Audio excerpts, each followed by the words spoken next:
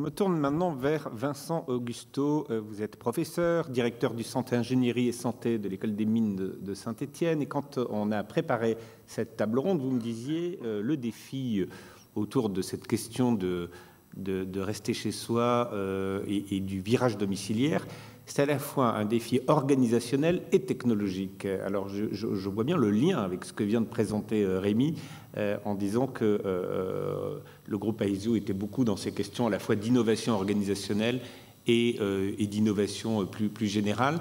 Voilà, est-ce que vous pouvez un peu nous brosser comment on travaille et sur quoi travaille autour de ces questions d'innovation l'école des mines? Oui, merci. Donc effectivement, quand on pense à l'école des mines, on pense surtout à de l'ingénierie de domaine scientifique, on va dire, beaucoup plus proche du matériau, de la mécanique, etc. Mais on a développé à l'école des mines un centre ingénierie et santé qui se situe d'ailleurs juste à côté de l'hôpital Nord, à Saint-Étienne, donc avec une localisation étudiée à l'avance pour pouvoir justement favoriser ces travaux-là. Et effectivement, aujourd'hui, on est capable de travailler en ingénierie sur ces défis-là qui vont être en lien avec le maintien à domicile. Et donc finalement, quand on pense à l'ingénierie, j'imagine que vous pensez à l'industrialisation, l'automatisation des tâches. Et finalement, ça, c'est des choses que l'on peut également appliquer aux thématiques dont on parle ce matin. Même si ce n'est pas forcément naturel, il y a des choses qui sont absolument essentielles qu'il faut penser à l'avance.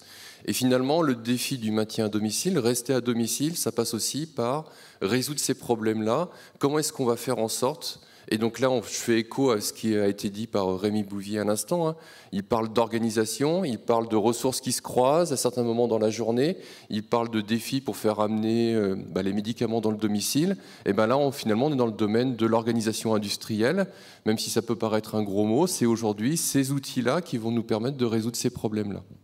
Et donc finalement, si on prend un peu de recul par rapport à cette thématique du maintien à domicile, on se rend compte finalement que la volonté est là, la volonté est bonne en fait finalement de trouver des solutions pour permettre aux gens de rester chez eux, mais finalement les outils qui ont été utilisés, les méthodes ne sont pas forcément les bonnes parce que les pouvoirs publics ou les personnes qui ont voulu en fait développer cela n'ont pas été chercher les compétences au bon endroit. Aujourd'hui, si on veut maintenir les gens à domicile, si on veut favoriser ces approches-là, il nous faut forcément de l'organisation, il nous faut forcément des méthodes qui vont nous permettre d'y arriver. Sans quoi, il va falloir beaucoup de ressources, et on va gaspiller des ressources, sans quoi il va falloir faire des dépenses supplémentaires, et aujourd'hui, les dépenses, c'est toujours l'argent, c'est toujours le nerf de la guerre.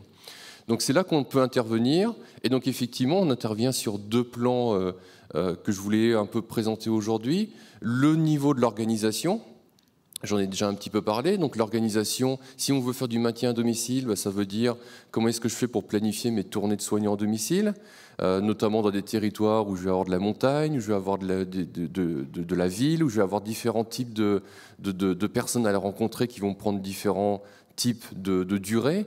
Donc là, on va avoir des méthodes à appliquer pour pouvoir organiser cela, et ça ne peut pas se faire avec un tableau, avec un papier et un crayon, comme ça pourrait se faire dans le passé. Donc là, on a des choses qui permettent de le faire, et dans l'industrie, on sait faire ça depuis les années 70. On sait faire ça de manière optimale et optimisée. Vous voyez Amazon, comment ça fonctionne. Il y a quelque chose qui, là, on peut s'inspirer du modèle qui a été fait, en laissant de côté, bien sûr, tous les aspects négatifs qu'on peut imaginer.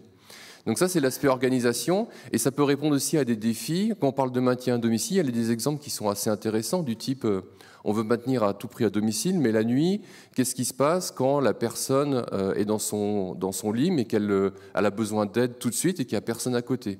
Comment est-ce qu'on fait en fait pour permettre à une aide à domicile pour venir finalement dans le domicile de cette personne pour, je sais pas, changer le linge de la personne parce qu'elle s'est souillée malheureusement chez elle ou autre? Et là, on peut répondre aussi à ces défis-là grâce à la technologie, en mettant par exemple des outils d'alerte qui vont permettre de prévenir une centrale à un certain endroit, et pour mettre en place des organisations qui permettent de faire en sorte qu'une personne va venir au domicile.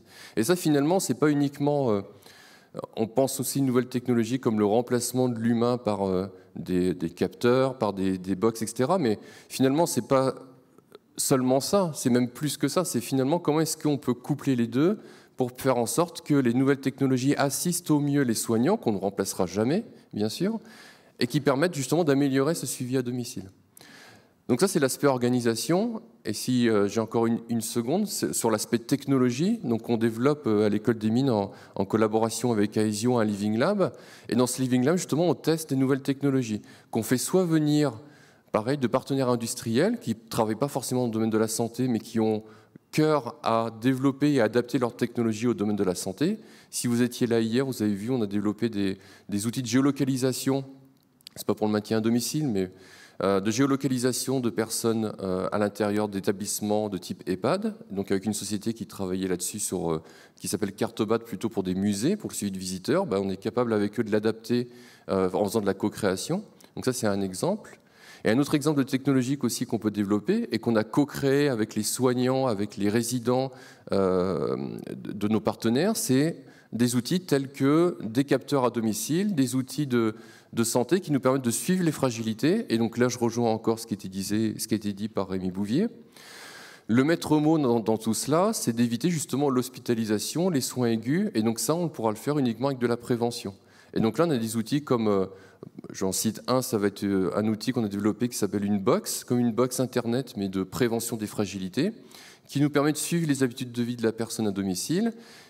Et cette box, ça nous permet justement de regarder ce qui se passe dans le domicile, mais de manière non intrusive, et de prévenir la personne en lui disant, là, vous voyez, vous êtes sur une tendance qui fait que je pense qu'il faut que vous alliez voir votre médecin généraliste pour que vous regardiez un petit peu qu'est-ce qui peut être fait pour prévenir une chute qui pourrait peut-être arriver dans les mois à venir.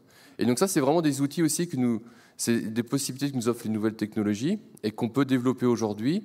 Et encore une fois, sans se dissocier du personnel médical qui doit toujours être là pour apporter son expertise, on va dire. Donc voilà un peu résumé ce qu'on peut apporter.